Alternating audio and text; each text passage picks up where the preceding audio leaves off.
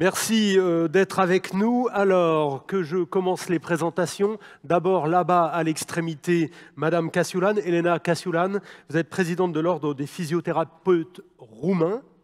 Merci d'être avec nous. À côté de vous, Denise Janin, représentante des kinésithérapeutes dans l'Association italienne des ordres des professions paramédicales. C'est bien cela.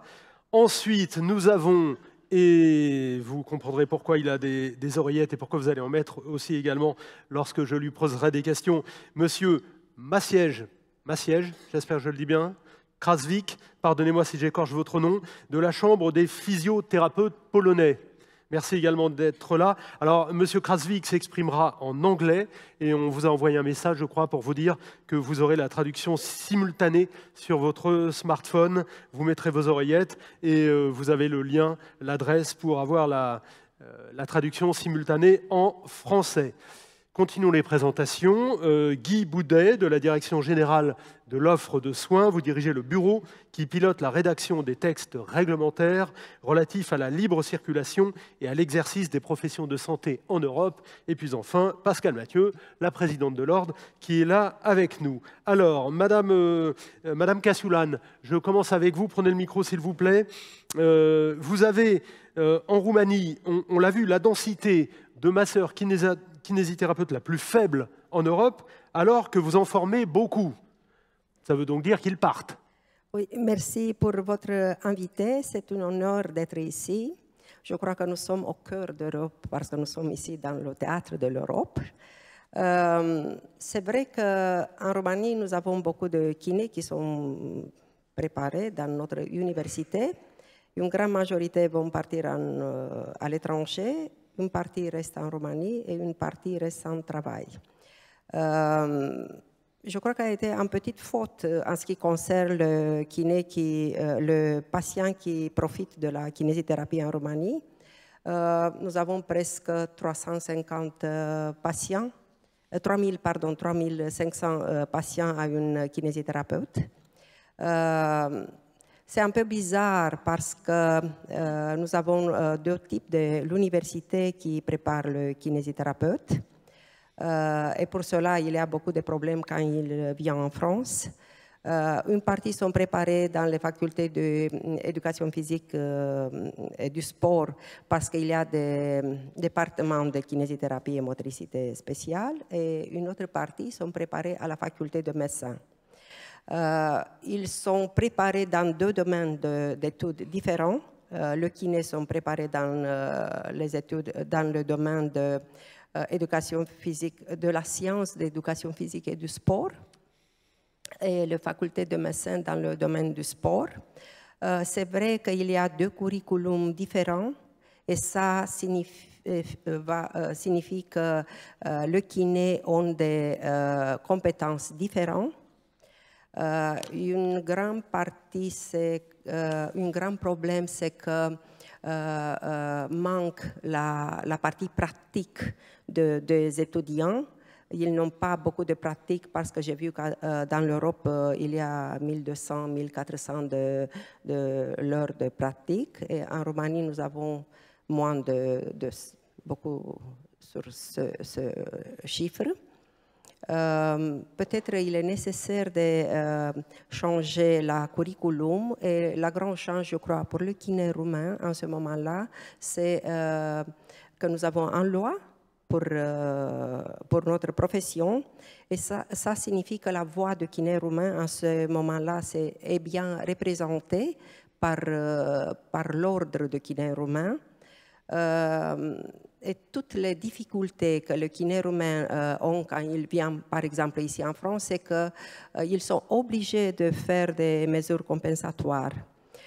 Pour cela, nous avons décidé, au niveau de l'ordre, de changer la loi 229, qui a été émise en 2016, et de changer un peu la possibilité d'entrer dans le système de santé. Seulement les kinés qui vont finir dans le domaine de santé, ils vont avoir la chance de faire le métier.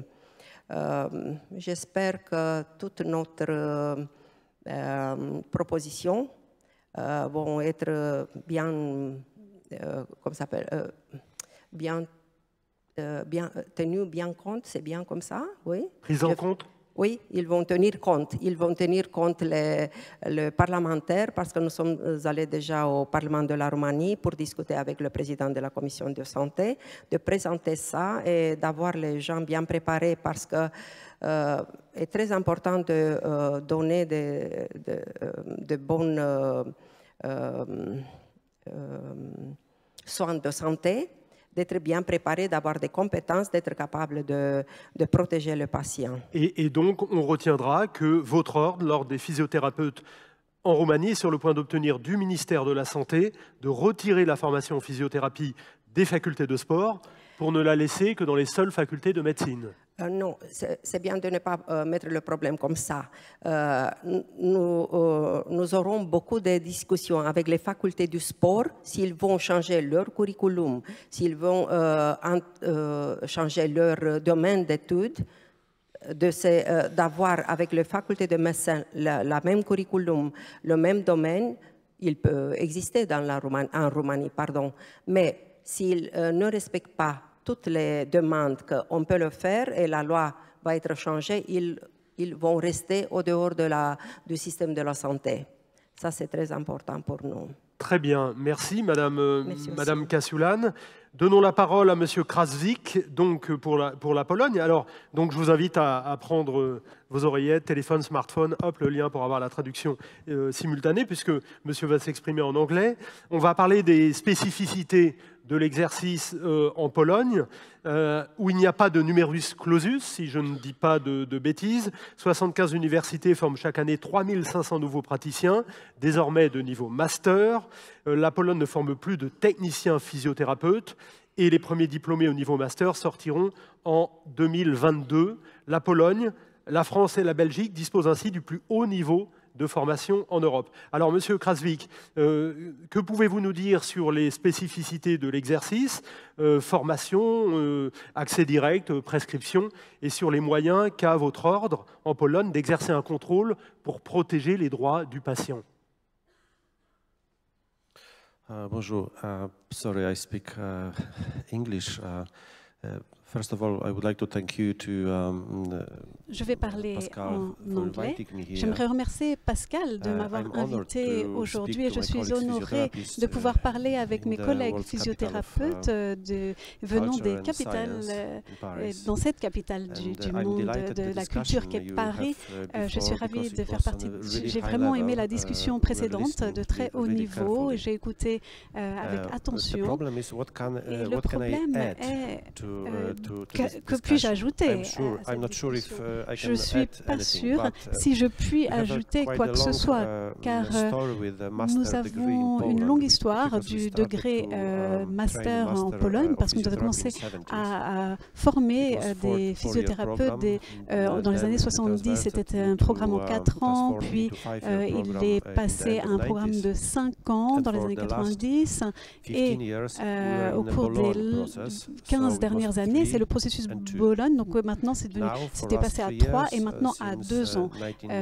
Dernièrement, depuis 2017, nous avons un programme master en 4 ans et en 2 ans. En 2 ans, on passe à un examen national, ce qui veut dire qu'après le baccalauréat, après le passage d'examen, chaque physiothérapeute doit passer cet examen écrit national. Et on a eu la première épreuve, ce sera en 2022. On n'est pas encore sûr comment ça va se dérouler, mais on espère que tout se passera bien. Et donc le niveau des physiothérapeutes qui ont reçu une éducation en Pologne devrait être plus égalitaire. En fait, au même niveau, parce que reçu dans le pays, en Pologne. Donc ça, c'est important. Un autre élément important est l'économie. l'économie est une des raisons les plus importantes pour la mobilité des physiothérapeutes en Europe, en Pologne. La situation est très diverse. En fait, ça veut dire que à cause du remboursement du système de santé en Pologne, eh bien, nous avons environ 30 000 praticiens privés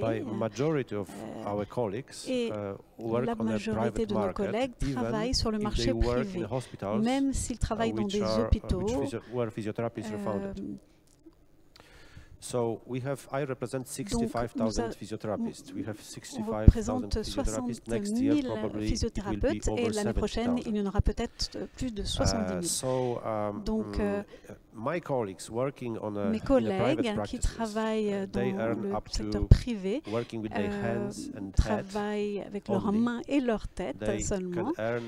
Ils peuvent gagner à Varsovie environ 6-7 000 euros. Mais en hôpital, ils gagnent entre 500 euros et 1 000 euros. Donc ça, c'est 10 fois moins, ou 7 fois moins. Donc, en tant que président des physiothérapeutes en Pologne, de la Chambre polonaise, je vois que ces personnes qui veulent quitter la Pologne pour travailler en tant que physiothérapeute en France, Allemagne, Grande-Bretagne, Norvège, Suède et ainsi de suite, eh bien, ils ont moins de 28 ans, moins de 30 ans même. Et quand ils commencent leur carrière professionnelle, leurs connaissances sont assez basses, mais ils ne peuvent pas travailler sur le marché privé parce que voilà, leurs savoirs ne sont pas au niveau. Ils ne peuvent pas gagner leur argent puisque dans les hôpitaux, les salaires sont bas. Et une des possibilités est de choisir d'aller à l'étranger, d'immigrer. Et donc, ce qu'on voit, c'est que ce processus a cessé. L'année dernière, j'ai signé environ 250 accords pour des physiothérapeutes polonais et c'est la même chose cette année. Donc on ne va pas en avoir davantage. Mais si le niveau de vie en Pologne augmente, s'accroît, s'améliore, eh bien, il se peut que le nombre de physiothérapeutes en Pologne décroisse. Nous contrôlons le marché maintenant et nous essayons de le contrôler pour avoir plus d'informations sur la mobilité. Et nous avons un registre national dans lequel figurent tous les patients. Et on voit le physiothérapeute, le niveau d'études, les nombres d'années dans la profession à pratiquer et aussi, pour ce qui est très important pour les physiothérapeutes polonais, c'est une profession en laquelle on a confiance. Il y a une cour, il y a et nous prenons une responsabilité civile et criminelle même. Donc voilà, ça revient peut-être à ce que vous voulez dire. Thank you. Merci. Merci, Monsieur Krasvik. Alors, Pascal Mathieu, je vous donne la parole. Bon, on sait que vous êtes la présidente du Conseil national de l'Ordre des masseurs kinésithérapeutes en France. Je n'ai pas dit, et je le précise, que vous êtes également présidente d'Eureka, association européenne dont l'objectif est notamment d'améliorer la qualité des soins et la sécurité des patients en coordonnant en Europe l'ensemble des travaux relatifs aux professionnels de santé. Alors, je vais encore apporter une autre précision, si vous le voulez bien. Ce sera utile pour la suite des débats. Les masseurs kinésithérapeutes souhaitant exercer en France sont soumis, c'est utile de le redire, à la directive de 2013 relative à la reconnaissance des qualifications professionnelles, que ce soit dans le cadre d'une prestation temporaire de service de soins ou d'un établissement à durée indéterminée sur le territoire français. Et l'Ordre des masseurs kinésithérapeutes français est l'autorité compétente pour contrôler et autoriser l'exercice de la kinésithérapie sur le territoire français, notamment en application de cette directive. Dans ce cadre, il est chargé de contrôler la compétence de tous les masseurs kinésithérapeutes exerçant sur le territoire nationale. Voilà, c'était important de le préciser pour bien poser les enjeux du débat. Alors, votre avis sur ce que vous avez entendu jusqu'à présent, et puis la question d'abord est toute simple. Comment contrôler plus efficacement la régulation des professionnels, des masseurs-kinésithérapeutes en Europe? Eh bien, tout d'abord, c'est une des missions essentielles de l'ordre parce que nous devons protéger les patients. Et c'est la seule chose que nous devons garder en tête. Bien évidemment, on voit qu'il y a des difficultés dans des établissements, on en a parlé, et parfois nous subissons des pressions nous disant « mais s'il n'y a pas de mesures compensatoires, c'est pas grave, on peut les faire travailler quand même en attendant, mais s'ils ne parlent pas français, c'est pas grave, on peut quand même les intégrer ». Et finalement, malgré cela, nous disons non. Il y a des règles à respecter et ces règles ont été instaurées uniquement dans l'intérêt des patients. Et ça, c'est vraiment quelque chose que nous gardons en tête, l'intérêt des patients, au-delà de l'intérêt des professionnels qui circulent. Moi, je me réjouis d'entendre Elena qui nous dit que maintenant, il va y avoir plus de contrôle interne au niveau de la Roumanie et j'espère que ça va bien fonctionner parce qu'on avait cette difficulté avec les professionnels roumains, justement, de ce double niveau. Quand on regardait des niveaux de badminton, de tennis ou que sais-je encore, on se disait mais quelle utilité pour exercer la kinésithérapie. Donc on voit qu'il y a un chemin dans chaque pays d'Europe pour prendre en compte justement le rôle de l'ordre qui va être de protéger, encore une fois, je le redis, les patients.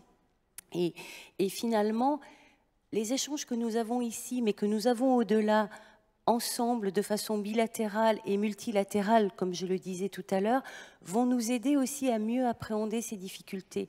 Lorsque nous sommes allés en Roumanie, nous avons pu discuter avec les présidents d'université et voir, ils ont pu prendre conscience de la marche qu'ils avaient à franchir, pour certains, pour avoir les compétences nécessaires pour ce que nous exigeons en France. Je sais que le secrétaire général est allé récemment en Pologne. Il a rencontré, outre évidemment le président de l'ordre polonais, d'autres pays. Et on a pu comparer les divers, ce qu'on en appelle en anglais scope of practice, c'est-à-dire les actes réglementés autorisés, parce que c'est très déroutant pour un professionnel anglais, espagnol, italien, de venir dans un autre pays et de se dire que l'anglais qui a le droit de faire des infiltrations dans son pays ne pourra pas les faire en France parce que la réglementation est différente. C'est ce que je déplore et j'en ai souvent parlé avec M. Guy Boudet, c'est que l'Europe n'a pas permis, avant de permettre cette circulation, d'uniformiser un petit peu les professions avant pour mieux les préparer à l'exercice dans divers pays. Donc que ce soit sur le libre établissement, que ce soit pour la libre prestation de services, c'est l'ordre uniquement qui le contrôle, nous sommes intransigeants et nous continuerons à être intransigeants parce qu'il en va de la protection de la population, en fait. Mais alors, à quand un cadre commun de formation ? Ah, écoutez, ça c'est une discussion que nous avons souvent tous les deux. Peut-être que M. Boudet, vous voulez, puisque vous nous en parlez souvent. Si. J'interviens dans le débat sur ce point-là parce que c'est un point très important. Comme il a été dit, le bureau dont je m'occupe transpose les directives, donc il y a tout un continuum. Et ce qu'il faut savoir, c'est que la dernière directive, qui est la 2013-55, qui modifie la directive de base sur les qualifications professionnelles, qui est celle de 2005, donc sur un certain nombre de mesures, elle contribue à favoriser la libre circulation, carte professionnelle européenne. Les masseurs-kinésithérapeutes sont dans ce champ de la carte professionnelle européenne, mécanisme des alertes, ça c'est le signalement au sein de l'Union européenne des situations des professionnels, notamment s'ils font l'objet de sanctions.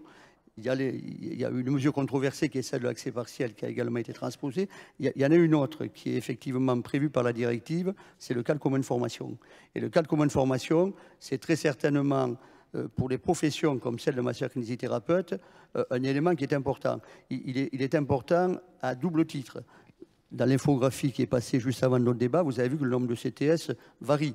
Mais le cadre commun de formation, il a pour objectif, pour les professions donc, qui ne sont pas dans le champ de la reconnaissance automatique, ce qui existe déjà pour certaines professions, comme infirmier par exemple, où la libre circulation bénéficie effectivement aux professionnels parce que les programmes ont été unifiés. Donc, ce qu'on peut exploiter dans le cadre commun de formation, à condition que les États et donc les organisations professionnelles s'entendent sur un cadre, le cadre qui est celui des connaissances, aptitudes, compétences. Donc il faut arriver à définir au sein des différents États, avec les professionnels d'une profession concernée, le socle qui comporterait ces éléments. À partir du moment où cette étape est franchie, la directive permet un dispositif, si notamment un tiers des États membres pour la profession donnée arrive à établir ce cadre commun, un élément qui s'apparente à une libre circulation de reconnaissance sans remettre en cause les programmes nationaux. Mais ça veut dire que les pays qui ont permis de déterminer ce socle commun, pour un tiers d'entre eux, par le jeu après la Commission, il y a une possibilité d'extension à l'ensemble des autres pays. Et ça veut dire donc que les États, dans ces conditions, s'engagent à reconnaître les diplômes donc, du niveau requis qui font l'objet du cadre commun. Ils s'engagent à les reconnaître au même niveau que les diplômes qui existent dans le pays d'origine, en France par exemple. Donc ce travail-là, et le fait que vous ayez pris la présidence d'Eureka doit le permettre. Il me semble que cette journée, elle est assez riche en enseignements parce que la diversité est présente ici. Dans la précédente table ronde, vous avez entendu qu'il y a des positions françaises que je peux tout à fait comprendre, mais vous avez entendu aussi des positions, notamment de la personne qui, originaire de Pologne, a fait son parcours en France. On doit pouvoir, à un moment donné, arriver à déterminer ce qui est commun en termes d'aptitude, de compétences, de connaissances. Ça, c'est la base. À partir du moment où cette base est établie et partagée, il y a une possibilité de favoriser la libre circulation, donc dans des conditions qui sont plus optimales que celles d'aujourd'hui. Aujourd'hui, parce que ce cadre commun n'existe pas encore pour cette profession, on est bien effectivement obligé d'utiliser ce qu'on appelle le régime général. Régime général égale comparaison de programme, égale mesure compensatoire. Donc ça veut dire que dans certains pays, et peut-être c'est le cas effectivement de la Roumanie, il faut veiller en travaillant avec l'État roumain à augmenter peut-être le niveau de formation du masseur-kinésithérapeute roumain, ça réglera beaucoup de problèmes. Aujourd'hui, vu le nombre de masseurs-kinés qui circulent, vous avez entendu les chiffres, on mobilise beaucoup de temps, beaucoup d'énergie qui pourraient être sûrement consacrés à d'autres travaux. Et ces éléments-là pourraient être des éléments favorables. Alors, il faudra sûrement du temps pour y arriver. Le cadre commun de formation, il a été prévu pour surmonter ces problèmes-là, puisque dans l'organisation de la Commission européenne avec laquelle on travaille, il y a une organisation française qui permet effectivement de dialoguer avec la Commission. La Commission examine, elle a les statistiques, on remonte beaucoup de données, elle examine ce qui fait obstacle à la libre circulation. Et donc, chaque fois que des textes sont pris, il y en aura d'autres encore, pas tout de suite, mais qui se préparent, vous avez des éléments qui tiennent compte des enseignements, des difficultés, des points de crispation, pour essayer de les surmonter, les faire évoluer. Donc, je pense qu'il faut être conscient que ces outils existent. Dans la table ronde précédente, un des intervenants disait « mais finalement, il n'y a pas d'organisation au niveau européen ». Si, ça, le cadre commun de formation, c'est un élément qui peut parfaitement être maîtrisé et il est bien prévu. C'est l'article 49 bis de la directive, donc si vous voulez la consulter, qui prévoit une organisation qui est à base de représentation professionnelle. Alors, ce sont soit les ordres, l'ordre français a signé dynamique là-dessus, il y a sûrement d'autres types de représentation, et je crois que c'est une porte intéressante à ouvrir pour favoriser ces mouvements.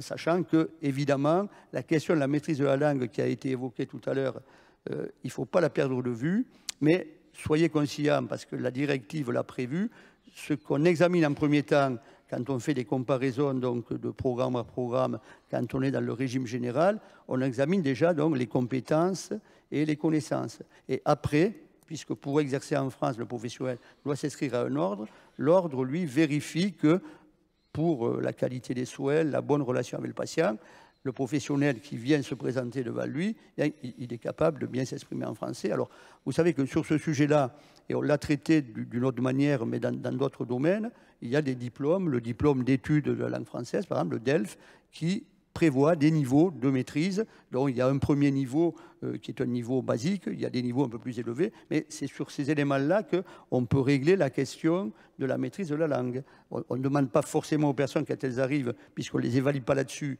de connaître la langue parce qu'ils viennent d'un pays qui ne la pratique pas forcément, quoique. Mais en tout état de cause, il y a des outils pour régler ces questions sans que ça devienne un point de friction. Il est bien évident qu'il peut y avoir des attitudes défensives. Tout ce que je vois dans les directives qu'on transpose depuis quelques années, et qu'il faut l'objet d'une négociation préalable. Hein. Je veux dire que la directive, elle ne tombe pas du ciel comme ça, ce n'est pas un coup près, elle est négociée en amont, on participe aux négociations, il y a une représentation permanente de la France à Bruxelles, et il y a des arbitrages qui se font. Il y a des choses que la France accepte, d'autres qu'elle n'accepte pas, et il y a ce travail de transaction qui se fait avant qu'une directive intervienne, puis s'applique, et là, donc, nous la transposons dans le droit français. Madame Casulan. Oui, je veux compléter. C'est vrai qu'après le processus de Bologne 2005, le système d'enseignement en Roumanie a commencé à baisser parce qu'avant, les études ont été de 4 ans. Nous avons précisé que l'enseignement commence à être un peu en dérive. Et pour cela, avant d'avoir l'ordre, c'était la Fédération roumaine de kinésithérapie. Au fil des années, nous avons eu une bonne relation avec notre collègue français, et nous avons décidé de faire en Roumanie de groupes de travail, working group, et nous avons invité le doyen de la faculté de médecins et la faculté du sport avec le département de kinésithérapie et motricité spéciale. Aussi, nous avons invité le représentant de WCPT, le responsable de l'enseignement de Working Group, Esther Mary Darcy, qui est la présidente de WCPT. Elle est venue en Roumanie et nous avons eu beaucoup de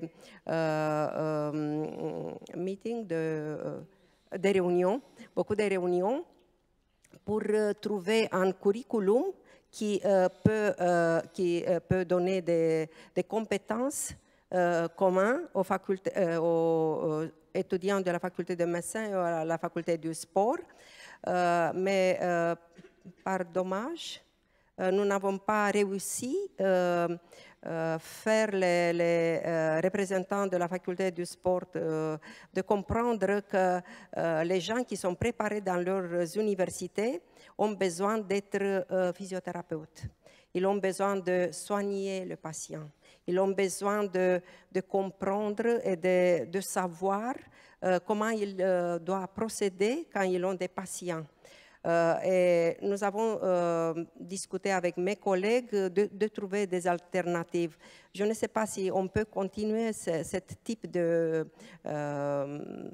réunion, mais avec la loi, parce que la loi, c'est notre voix et elle est plus forte en ce moment-là, c'est notre chance, je crois. Non, je suis sûre, je ne crois pas, je suis sûre. On peut changer les choses parce qu'il est nécessaire, quand les kinés roumains vont venir, les physiothérapeutes roumains vont venir n'importe dans quel pays, d'être compétentes, de ne pas être obligés de faire des mesures compensatoires, de parler la langue. Parce que pour moi, d'aller dans un pays étranger sans savoir parler, c'est quelque chose qui ne marche pas. Tu ne peux pas travailler avec le patient sans le comprendre, sans sentir qu'est-ce qu'il veut te dire. Hein? Tu vois, il est à l'aise, tu peux le parler avec lui. Ça, c'est le plus important. Pascal ? Oui, je trouve que l'exemple de nos amis de Roumanie avec qui on travaille, l'Ordre travaille depuis des années, est vraiment éclairant parce qu'on voit les efforts que vous avez fournis pour élever vraiment le niveau dans les plus hauts standards, puisque les physiothérapeutes roumains formés dans les facultés de médecine sont d'un excellent niveau. Et c'est vrai qu'on peut souligner ça. Et je ne peux pas m'empêcher de voir ce qui se passe en France, où certains diplômés des universités de sport aimeraient tellement être kinésithérapeutes, aimeraient tellement travailler dans les hôpitaux et imaginent qu'avec la formation de fac de sport, finalement, ils sont aptes à traiter des patients. Et l'exemple que vous nous montrez est tout à fait éclairant puisqu'on voit bien que ça ne fonctionne pas et qu'on ne forme pas dans les facs de sport des professionnels de santé et que cette séparation est nécessaire, sauf à imaginer qu'ils épousent le curriculum fait dans les facs de médecine. Donc, in fine, ils deviendront des physiothérapeutes comme les autres. Alors, on a parlé plusieurs fois de cette directive de 2013, enfin de 2005 amendée en 2013, relative à la reconnaissance des qualifications professionnelles. J'ai encore une question pour vous, Pascal, concernant cette directive, parce que l'Ordre est favorable à une exclusion des professions de santé du champ d'application de cette directive. Pourquoi? Ça veut dire qu'elle n'est pas adaptée à vos professions? Alors écoutez, non, je ne pense pas. Il y a certains, non, je crois qu'il doit y avoir une erreur dans nos échanges peut-être, mais là, la directive, elle s'impose à nous, elle est fonctionnelle depuis des années, mais en fait, il y a eu de nouvelles directives avec tout ce qui était contrôle de proportionnalité, par exemple. Alors là, on rentrerait dans des choses très techniques, mais qui ne sont pas dans cette même directive de libre circulation, c'est connexe. Voilà. Je peux vous en dire un mot rapidement. Effectivement, bon, la directive qualification professionnelle dont on a parlé, elle touche 180 professions réglementées au sein de l'Union européenne, mais 180 en France. Et pourquoi autant? Il y a un tiers de ces 180 métiers français qui sont des métiers de la santé, parce qu'il y a notamment les 44 spécialités médicales. Mais après, si on ajoute les autres professions, masseur kiné, infirmier, bon, on arrive à 60 environ, ce qui fait un tiers des 180. Donc ça, c'est le champ de la directive 2005 modifiée en 2013, avec donc des nouvelles mesures que j'ai précisées. Après, et indépendamment de ce texte, il y en a un qui est en préparation, qui est une directive qui s'appelle la directive proportionnalité et contrôle de proportionnalité. Qu'est-ce que ça veut dire? Cette directive-là, donc, qui est à venir, et quand elle sera votée par le Conseil de l'Europe, le Conseil européen, pardon, et le Parlement européen, la France aura 2 ans pour la transposer. Mais elle sera transposée de façon transversale. C'est-à-dire que nous n'aurons pas, comme nous l'avons fait là, pour la directive récente dont nous voulons parler, nous avons fait une transposition santé pour toutes les raisons qui font qu'il y a beaucoup de métiers de la santé qui a des particularités. Mais celle-là, elle sera transposée de façon générale, transversale, et ce qu'on appelle contrôle de proportionnalité, ça veut dire que dans le cadre de l'approche européenne qui est toujours la même, c'est-à-dire favoriser la libre circulation, on s'aperçoit que les réglementations, notamment sur les contenus des activités, qui évoluent au fil du temps, eh bien, on doit les notifier à l'Union européenne. Et à un moment donné, ce que l'Union européenne vérifie, et c'est déjà inscrit par exemple dans des fiches qui sont sur la base de données des qualifications professionnelles, on a un item contrôle de proportionnalité qui signifie est-ce que la mesure que vous préconisez, par exemple d'étendre un champ professionnel donné par rapport à un autre, est-ce que ça c'est proportionnel réellement aux besoins? Il faut faire la démonstration qu'il y a proportionnalité entre la mesure que prend cet État et le fonctionnement général au sein de l'Union européenne de cette qualification. Et donc, ce qui a été âprement discuté dans le champ, c'était de dire est-ce que les professions de santé vont rentrer à le contrôle de proportionnalité ou est-ce qu'elles ne vont pas y être? Donc, après un certain nombre de discussions au niveau européen, il a été convenu que les professions de santé seraient dans le champ de la directive proportionnalité, mais il y a un considérant. Les considérants sont les éléments qui accompagnent la directive, qui sont en amont, qui expliquent pourquoi la mesure a été prise. Et il y aura un considérant qui dira que quand il s'agit de professions de santé, il faut nuancer la notion de proportionnalité. Ce qui s'explique, si on crée une nouvelle profession en France, puisqu'on a cette dichotomie médicale, non médicale, la profession non médicale découle d'un champ qu'on lui réserve, mais par rapport à l'exercice médical. Hein. C'est le principe de l'activité d'auxiliariat, parce qu'il y a une prescription médicale qui est en amont. Donc, ce sera d'expliquer que quand on a déterminé ce champ, c'était proportionnel, par exemple, au type de soins qu'on voulait administrer. Quand on met un niveau de qualification assez élevé, le contrôle de proportionnalité doit permettre de convaincre la Commission que la mesure prise était dans le sens qui était poursuivi, c'est-à-dire une meilleure santé des patients, une meilleure sécurité des soins. On vient de faire ça pour le physicien médical. Le physicien médical, c'est celui qui contrôle les rayonnements ionisants que prennent les patients dans des cas de figure où il y a un traitement par radiothérapie, par exemple. Eh bien, on a démontré qu'il était nécessaire d'un haut niveau de qualification et d'actes bien délimités pour que ce professionnel puisse vérifier qu'il n'y avait pas nocivité dans les rayonnements qui allaient être subis par le patient. Voilà, c'est un exemple de ce qu'est la proportionnalité. Voilà, et c'est aussi un exemple de la façon dont nous essayons de faire entendre nos voix, les ordres professionnels. C'est que les ordres français de santé ont travaillé ensemble et ont discuté avec la Commission européenne, avec diverses parties prenantes. Nous en avons parlé aussi avec nos collègues lors de réunions, notamment d'Eureka, d'autres ordres professionnels. Et c'est vrai que là où on est confronté à des difficultés vis-à-vis de la vision européenne que nous avons, c'est lorsque nous allons voir la représentation permanente de la France à Bruxelles, lorsque nous parlons ici au ministère des Affaires européennes ou au secrétariat d'État et que nous présentons les spécificités des professions de santé, parfois on nous répond « Vous avez raison, nous sommes d'accord, nous sommes tout à fait favorables à cela ». Mais finalement, quand on considère certains autres pays, notamment certains pays de l'Est, qui ne sont pas favorables à tous ces contrôles parce que ça bride leur circulation, si on fait le compte de tous les pays d'Europe, la France sera minoritaire par rapport aux 27. Donc on ne va pas les s'opposer et voter contre en ayant l'air d'être les vilains petits canards, puisque on va perdre de toute façon. Donc ça, c'est de la politique française que je respecte tout à fait de nos ministres.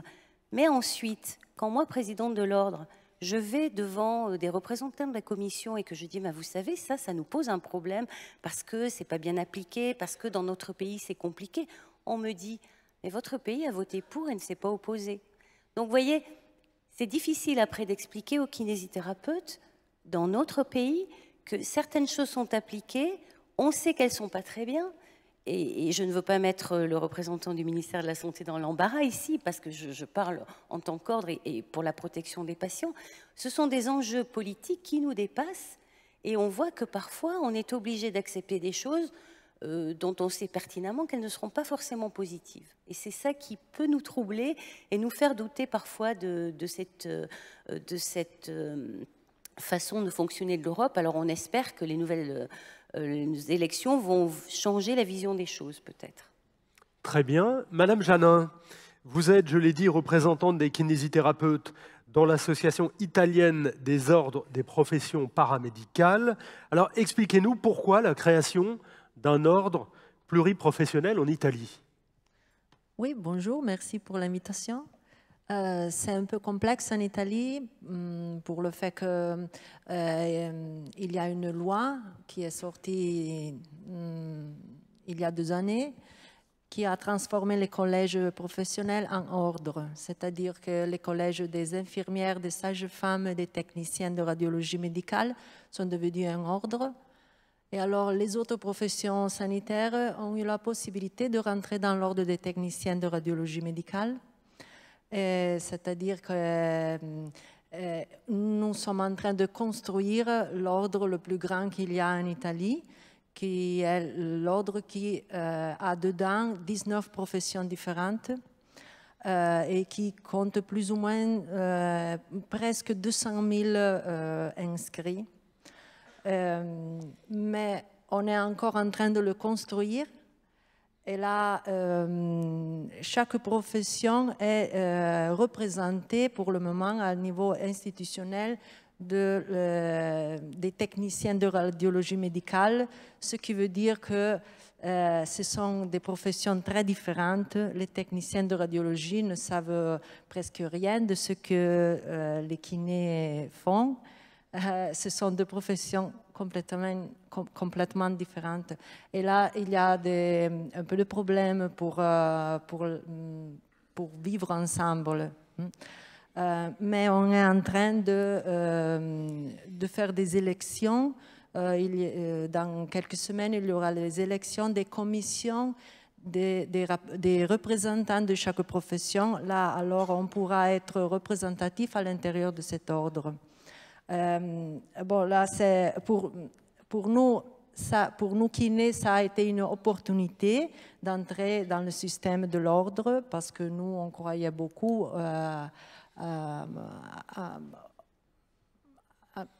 aux valeurs d'être une profession, on dit ordonnée. Oui. Mais c'est pour dire qu'être dans un ordre, il y a la possibilité d'avoir des règles précises qui nous permettent d'agrandir à niveau institutionnel et aussi scientifique. parce que c'est très important pour nous en Italie d'avoir des règles. Il y a beaucoup de... le plus gros problème que nous avons, c'est l'abusivisme des professions. Alors, c'est un peu le problème qu'il y a chez vous. En Italie aussi, il y a ce problème-là. Il y a des professions pas sanitaires qui veulent faire les kinés. Et là, la possibilité, le fait d'avoir construit l'ordre, d'être inscrit dans l'ordre, nous fait dire que si tu veux travailler comme kiné, tu dois être inscrit, c'est l'obligatoriété. Et pour nous, là, c'est très bon, c'est une grande opportunité. C'est ça, c'est un peu compliqué encore en Italie, mais ce qui est beau, c'est la complexité et la diversité des professions, des différentes professions. Là, c'est une valeur qui peut nous permettre d'agrandir comme profession dans la collaboration pour la santé des citoyens. Merci. Alors, on se tourne vers la salle. Et je vais d'abord donner la parole à M. Ravel, Frédéric Ravel. Où est-il, M. Ravel? Il est là. Voilà, bonjour monsieur. Bonjour. Vous êtes chargé de mission par le Conseil national pour coordonner les commissions d'autorisation d'exercice. Donc vous avez peut-être des compléments d'information à nous apporter. Oui, je suis en plus président du Conseil régional Auvergne-Rhône-Alpes aussi. Donc depuis le mois de juillet, notre nouveau référentiel de formation est applicable dans les commissions d'autorisation d'exercice. Or, malgré tout le travail que nous avons fait en amont durant tout l'été pour préparer le terrain, il se trouve que nous sommes en grande difficulté dans toutes les commissions pour compenser de manière pleine et entière toutes nos 11 compétences du nouveau référentiel. On rencontre essentiellement deux obstacles. Un obstacle qu'on pourrait appeler didactique, un obstacle organisationnel. Premièrement, un obstacle didactique. Nous devons inventer des mesures compensatoires qui n'existaient pas avant. Et là, on s'est aperçu que les DRJSCS n'étaient pas prêtes sur le terrain du tout. Deuxième obstacle organisationnel, l'examen correct d'un dossier va nous demander au minimum 2 fois plus de temps qu'avant. Donc, nécessité d'augmenter le nombre de commissions. Là encore, les DRJSCS, localement, enfin régionalement, n'y sont pas prêtes. Pour vous donner un ordre d'idée, la commission Occitanie a examiné en 2018 639 dossiers en 3 commissions. 3 commissions, c'est 3 jours. Alors, comme je profite de la présence de M. Boudet, pour savoir s'il a des propositions à nous faire pour nous aider dans cette tâche sur le terrain, nous avons beaucoup de mal dans ces premières commissions depuis le nouveau référentiel. Oui, je pense pouvoir vous donner quelques éléments sur cet aspect des choses. Alors, évidemment, cette situation, par rapport à l'intervention que nous avons faite tout à l'heure d'un cadre commun de formation, ça illustre les difficultés en termes de libre circulation qui nécessitent d'aller vers la mesure compensatoire. Et là, dans le cas précis, la mesure compensatoire est en train de s'élever parce que les masseurs kinésithérapeutes qui sortent formés, ils sortent avec le nouveau programme et donc maintenant qu'ils sont disponibles sur le marché, si je puis m'exprimer ainsi, la comparaison se fait pour les Européens qui veulent venir avec le niveau de leur formation tel qu'il est enseigné dans leur pays. Donc ça veut dire que par exemple, pour des mesures de nature théorique sur un certain nombre de points, il peut y avoir des difficultés effectivement parce que ça va allonger la mesure compensatoire. Donc ça c'est le premier point. Mais c'est une des conséquences qu'on a rencontrées aussi d'ailleurs avec les orthophonistes il y a 1 ou 2 ans pour des raisons à peu près similaires. Donc il faut arriver à s'accorder avec l'ensemble des directions régionales. Alors c'est un élément qui est une difficulté, d'autant plus qu'il y a aujourd'hui de manière très précise une organisation territoriale de l'État qui va changer, qui va faire l'objet d'une loi, et les directions régionales vont être réparties différemment. C'est-à-dire que leur organisation qui est de faire jeunesse, sport, cohésion sociale, ça va être modifié puisque la partie jeunesse va être attachée à l'éducation nationale, la partie sport, je crois, à une agence des sports, et la partie cohésion sociale va aller vers les directs, sachant que tout le volet des formations sanitaires va tenir compte des progression vers l'universitarisation. Il y a des choses qui vont passer dans l'enseignement supérieur. Et donc, reste le cas des autorisations d'exercice qu'on avait placé en région en 2009, quand l'organisation des DER a été mise en place. Donc, ce que je pense personnellement, je plaide en tout cas pour cette solution, puisqu'il y a des travaux autour du devenir des DER, c'est d'aller vers un guichet unique. Le guichet unique présente l'intérêt de ne pas avoir la diversité effectivement des points d'entrée. On a un guichet unique pour les professions médicales et de pharmaciens, avec le Centre national de gestion et les ordres qui sont associés. C'est plus simple. Mais ça veut dire que ça suppose des moyens, parce que de toute façon, il y a des moyens en DR qu'on a identifiés, mais il est clair que la profession qui draine le plus de dossiers et de demandes, pour toutes les raisons qui ont été évoquées depuis le début de cette journée, c'est la profession de masseur-kinésithérapeute. Donc ça veut dire qu'il faudra qu'on ait une structure qui pourrait être donc un guichet unique, qui soit suffisamment outillé, solide, pour pouvoir faire face à un grand nombre de dossiers. Et donc, comme j'ai indiqué tout à l'heure, l'absence aujourd'hui de cadre commun de formation, ça nécessite de mettre en place un certain nombre de moyens, d'y passer beaucoup de temps et d'avoir des mesures qui après peuvent être mal comprises d'ailleurs par les professionnels issus des autres pays de l'Union. Donc, il y a une réponse d'ici 2020-2021 sur une formule de guichet unique sur laquelle on travaille déjà depuis un moment, mais là, la nouvelle organisation territoriale de l'État fait qu'il faut vraiment faire autre chose, d'une part, et d'autre part, si la progression vers un cadre commun peut se faire, eh bien, on aura probablement moins de travaux de cette nature à opérer par la suite. Mais le cadre commun de formation, au regard de tout ce qui a été dit, je pense qu'il est encore lointain. Donc, il faut travailler en amont, et l'idée donc d'avoir un guichet unique qui traite de ces questions sera probablement la meilleure solution pour mieux traiter, avec moins d'interlocuteurs, donc moins d'avis divergents sur les solutions à apporter en termes de mesures compensatoires. Bien. Allez, questions, réactions, témoignages. Il y a beaucoup de mains qui se lèvent. On va essayer de faire tout le monde. Alors, qui a un micro? Madame. Bonjour. Tout d'abord, merci beaucoup pour vos interventions.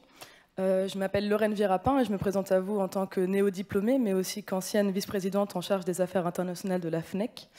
Je m'interroge par rapport à la place des étudiants dans toutes ces décisions, surtout par rapport au cadre commun de formation et aussi par rapport au fait que j'entends beaucoup des mises en place de groupes de travail en partenariat avec la WCPT sur cette question du cadre commun de formation.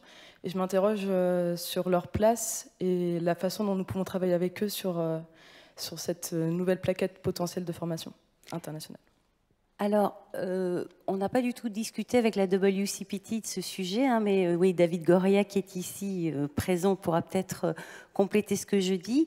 Ce cadre commun de formation, nous, on en parle depuis longtemps avec le ministère de la Santé et notamment M. Guy Boudet, qui est ici, puisqu'on a la chance d'avoir le ministère qui siège avec nous lors de nos sessions plénières. Et c'est un sujet qui est récurrent. Je crois qu'à chaque conseil, on parle de circulation européenne. Mais c'est vrai qu'avec ce qu'on a vu ici, on a certains pays qui ne sont pas encore stabilisés par rapport à leur formation et il y a encore des choses qui bougent. Ce qui ne nous empêchera pas, certainement, d'ouvrir des discussions. Je pense on est prêt, là, un certain nombre d'entre nous, pour commencer à voir, puisque je crois que si le Royaume-Uni sort, il nous faudrait 9 pays en tout. Un tiers. Donc 9 pays, on devrait pouvoir arriver à s'entendre et à travailler. Moi, je me tourne plutôt vers les étudiants, d'ailleurs, puisque moi, j'ai toujours été prête à travailler avec eux et on a toujours travaillé avec plaisir avec les étudiants. Mais je pense que vous avez aussi des organisations européennes d'étudiants et je pense qu'on pourrait peut-être travailler ensemble, pas chacun de notre côté, mais nous coordonner et puis lancer des travaux. Hein. Je me tourne vers mes collègues présidents d'ordre ici sur ce cadre commun de formation. Je ne sais pas si en Pologne, c'est quelque chose que vous avez déjà envisagé et qui vous paraît important. Yes, we do. Oui, c'est quelque chose sur lequel nous travaillons. Vous avez parlé de certains obstacles. Je crois qu'unifier les curriculums, unifier les diplômes, c'est nécessaire parce que nous sommes ici, nous travaillons pour les patients et nous avons peur de ne pas pouvoir offrir un service égal aux patients.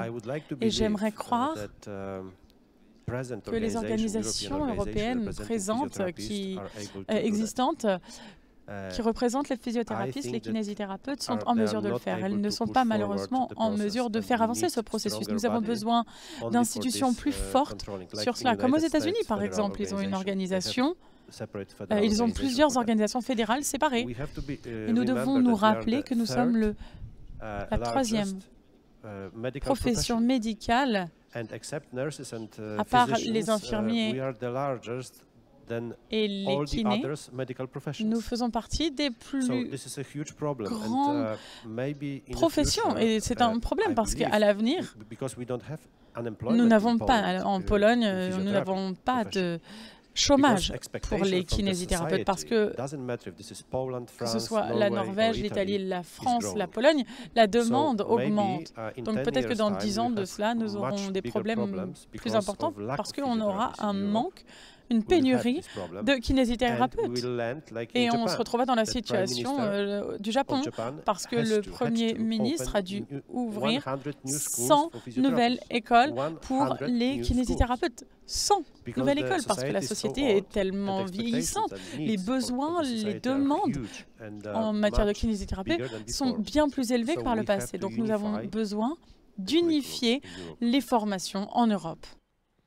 Bien. Peut-être, Christophe, ce serait intéressant, je pense, d'avoir la position de M. David Goria, qui est de la WCPT, le représentant de l'Europe, le secrétaire général, puisqu'il a été... Qui sera avec nous cet après-midi. Il a été cité par les étudiants. Monsieur Goria, qui est ici au deuxième rang, si on peut lui faire passer un micro.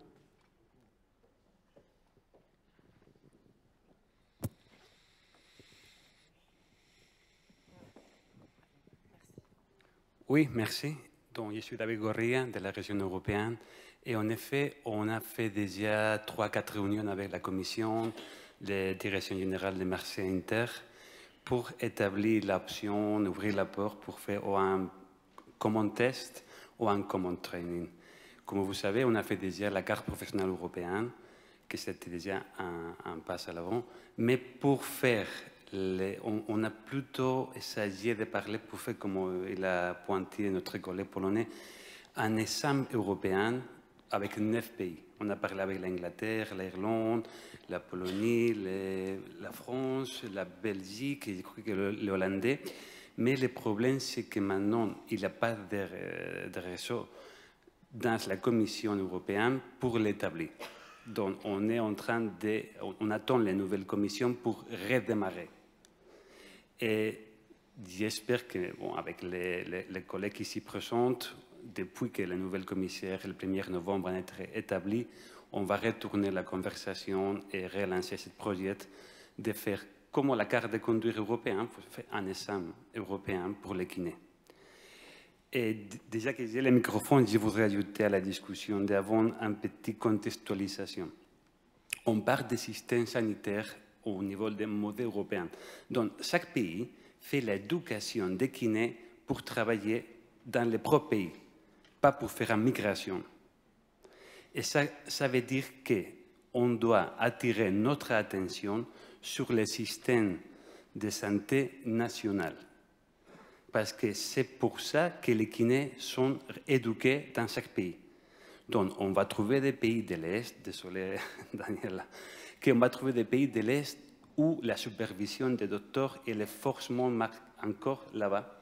Ils sont présents dans l'éducation, ils sont présents dans le traitement. Donc, au moment qu'on doit mettre notre attention sur changer le système national, si on prend la reconnaissance de l'autonomie, la reconnaissance de faire les diagnostics, on pourrait facilement transposer ça aussi sur le marché privé. Mais ça qu'on cherche, quand on va augmenter l'éducation à 4, 5, 6 années, ça me signale, c'est que l'État et les patients vont nous reconnaître un statut que ça va aussi refléter sur notre compétence et sur l'argent qu'on va recevoir. On ne cherche pas que c'est le patient qui va payer à nous, c'est que c'est l'État qui reconnaît notre statut avec l'éducation, les compétences et l'autonomie.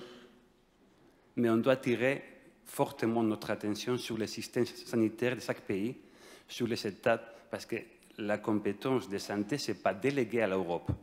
Donc, ce qu'on fait au niveau européen, c'est avoir une idée de que c'est le minimum pour un kiné et transposer ça sur chaque pays. Mais ce qu'on cherche, c'est les reconnaissances dans chaque pays. et que l'État va revenir et payer à nous comme on mérite. Merci. Merci. Merci, Monsieur Goria, qui sera avec nous cet après-midi.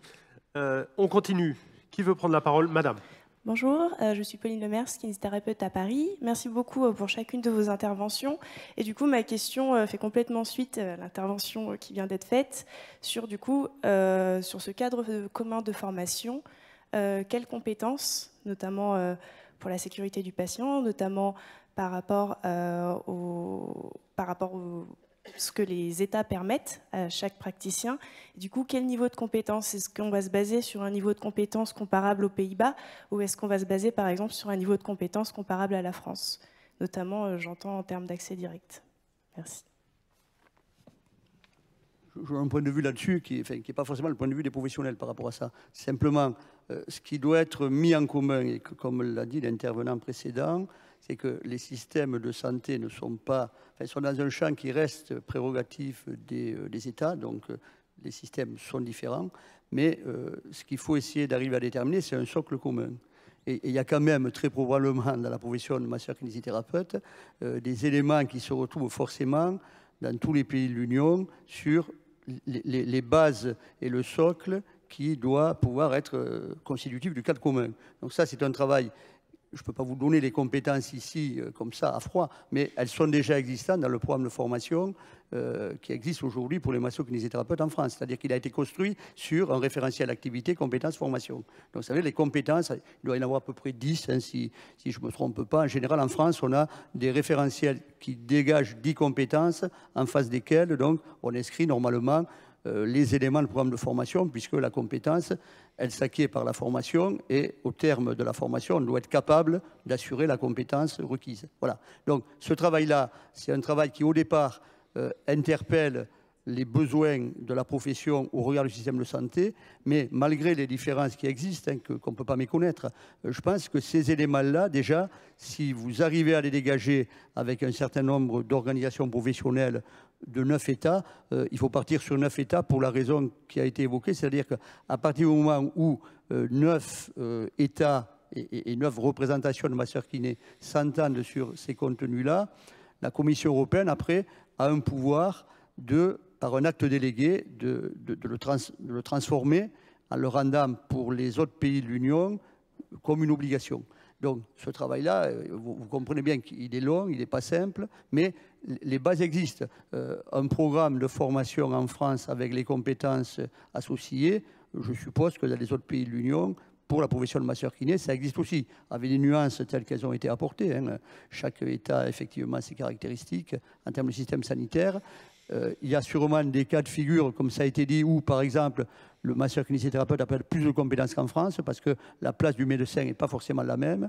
Voilà. Donc, il y a des éléments qui, je pense, sont communs. Si déjà un premier travail arrive à aboutir sur cette question, ça sera un pas important, je pense, qui sera franchi pour aller plus loin après.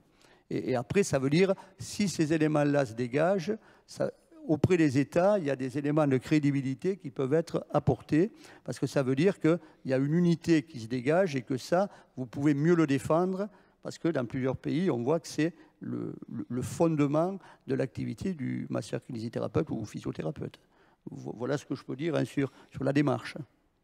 Bien, on continue. Il y avait encore d'autres questions, je crois. Il nous reste juste quelques minutes. Jean-François ? S'il vous plaît, oui. Merci. Je voudrais faire juste une remarque. On est absolument favorable à un cadre commun de formation, mais attendez, on a le plus haut niveau de formation en Europe. Et si je vous entends bien, convenir actuellement d'une base commune, c'est très facile. Je pense qu'elle est à Bac+3. Mais ce n'est pas ce que nous recherchons. Nous recherchons 10 pays au sein de l'Union européenne qui partagent le même cadre de formation qui serait en commun avec nous. Et actuellement, il n'y en a que 3. C'est la France, la Belgique et la Pologne.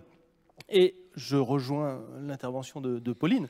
Notre projet, en tout cas, il n'est pas de convenir d'un cadre commun en 3 ans, de manière à faciliter la mobilité des professionnels formés en 3 ans. Il est d'élever le niveau de 10 pays, enfin de 7 pays dans l'Union européenne, de manière à avoir 7 pays à niveau Bac+5. Et c'est extrêmement dangereux de parler avec les États, parce qu'une fois que les États vont prendre la main, quand ils seront mis d'accord sur un niveau à Bac+3, je pense que l'État français serait très content finalement que les kinésithérapeutes soient formés en 3 ans, avec tous les problèmes de revendication salariale que ça peut engendrer derrière. On a bien remarqué que même s'il y avait une universitarisation, ça ne s'est pas fait facilement, ça s'est fait de manière extrêmement difficile, avec des freins majeurs à l'évolution de notre profession en 3 vers 5 ans. Donc maintenant qu'on y est, on ne va pas rétrograder en 3 ans. En tout cas, moi je parle en mon nom propre, il est hors de question que je m'investisse sur au niveau européen pour obtenir un cadre commun qui ne serait pas un cadre commun de 5 ans. Voilà, les choses sont... On est d'accord. Voilà. Donc me voilà... Je pense... Me voilà rassuré parce que je ne fais rien sans être appuyé par vous tous, hein, parce que je suis un de vos élus, et donc je suis a priori en cohérence avec vous, ça me rassure. Je pense que de toute façon, le sujet, c'est le travail sur les compétences, hein. C'est ce qu'on disait justement, et c'est pas... c'est pas tirer les gens vers le bas. En effet, on ne bradera pas les compétences qui sont celles nécessaires à l'exercice de la kinésithérapie. Oui, je crois qu'il faut bien être conscient que sur ces sujets qui ne sont pas simples, il faut bien regarder ce que prévoit la directive et travailler dans cette direction. Ce que vous avez dit, je le conçois. Si en France, on a monté le niveau et on continue à le monter dans certaines limites, ce n'est pas pour le faire redescendre. Ce que je vous dis, c'est que si déjà vous êtes... il faut se garder une position dogmatique, de mon point de vue. Si vous ne voulez pas discuter avec les autres États parce que la France a le niveau le plus élevé comme la Pologne et un autre pays, et la Belgique, effectivement, il n'y aura jamais le cadre commun de formation parce que la discussion n'aura pas été entamée. Entamez-la, de mon point de vue, hein, sur les bases qui sont des bases communes, et après, il y a une progression qui, de toute façon, relève des niveaux politiques à un moment donné. Vous l'avez dit, madame, pour la Roumanie, à un moment donné, il y a une loi qui est prise et qui reconnaît quelque chose. Ce qui est à peu près en France le même type d'évolution. Enfin, ce n'est pas forcément par la loi pour les programmes de formation, mais c'est dans cet esprit. Donc, je pense que si vous restez figé sur une position en disant « mais attendez, vous allez nous faire redescendre », je ne pense pas que ça soit la bonne porte d'entrée. La bonne porte d'entrée, c'est de travailler. En plus, vous avez une organisation et des organisations qui peuvent permettre ce dialogue. Donc, il me semble que si vous rentrez plutôt dans ces directions-là, vous pourrez progresser peut-être plus facilement. Parce qu'il y a sûrement de la conviction pour expliquer pourquoi 5 ans et que dans un autre pays 3 ans, on a compris à peu près hein, les éléments de différence. Mais on peut penser que les pays pour lesquels aujourd'hui c'est 3 ans, il peut y avoir une évolution positive. Vous allez même les aider à progresser. Donc je crois que c'est cet axe-là qu'il faut utiliser, en tout cas dans lequel il faut investir, de mon point de vue. Mais après, effectivement, c'est bien une démarche de professionnel à professionnel pour que ça puisse aboutir, hein, c'est clair. Une dernière question peut-être? Dernière. Ce sera M. Gasser. Un micro, s'il vous plaît. Oui, vous aviez un petit peu parlé avant des CAE. Et donc là, je n'ai pas trop bien compris la réponse. C'est-à-dire que concrètement, qu'est-ce qui va se passer maintenant au niveau des CAE? C'est-à-dire que là, actuellement, il y a des étudiants qui ont fait leurs études dans certains pays étrangers, qui reviennent donc et qui demandent leur autorisation d'exercer. Actuellement, pour l'instant, ils ne peuvent pas avoir leur autorisation d'exercice parce que les CAE ne savent pas comment leur donner leur autorisation à exercer. Donc la question est, que prévoit le ministère? Quelles sont les différentes modalités qui vont être mises en place? Et surtout, pendant combien de temps ces gens qui sont autorisés à exercer vont attendre d'avoir une équivalence? Parce que pour l'instant, nous n'avons pas de réponse. C'est des questionnements que nous avons au niveau des conseils départementaux, puisque c'est cette mission qui nous incombe. Et nous n'avons pas de réponse du ministère. Nous ne savons pas quoi faire. Nous attendons pour l'instant. Et il y a pas mal de gens qui attendent des réponses sans en avoir. Voilà. Alors, c'est pas tout à fait ça. Hein. Je vais laisser après M. Guy Boudet, mais je vais parler pour l'ordre. Nous avons fait des réunions de coordination de nos représentants au CAE. Tout le monde a été invité à venir. Nous avons travaillé sur la maquette, les mesures compensatoires. Tout le monde a été informé là-dessus, les conseils régionaux également. avec pour mission d'informer les autres représentants qui ne sont pas les élus ordinaux de ces commissions d'autorisation d'exercice et d'aller ensuite discuter dans les commissions pour parler justement des nouvelles modalités. Donc, de notre côté ordinal et en dialogue et en concertation avec le ministère, nous avons fait ce travail. Ensuite, si dans certaines commissions ça ne fonctionne pas bien, enfin, je ne sais pas, mais quand j'entends Frédéric Ravel qui nous dit qu'en Occitanie, il faut voir, je ne sais plus si c'était 600 dossiers en 3 réunions, en effet, ça paraît inimaginable. Mais en tout cas, de notre point de vue, le travail est cadré, nous avons mis tout en œuvre pour que ça se passe bien et tout est prêt, et depuis longtemps. Maintenant, les directives du ministère de la Santé vers l'EDR, je vais laisser M. Guy Boudet en parler. Nous en avons déjà parlé longuement et à de nombreuses reprises. Donc, je ne sais pas où vous en êtes des discussions. Enfin, je sais un petit peu, mais je vous laisse parler. Le principe, c'est qu'une commission d'autorisation d'exercice, donc elle examine les différences substantielles, elle prononce une mesure donc compensatoire.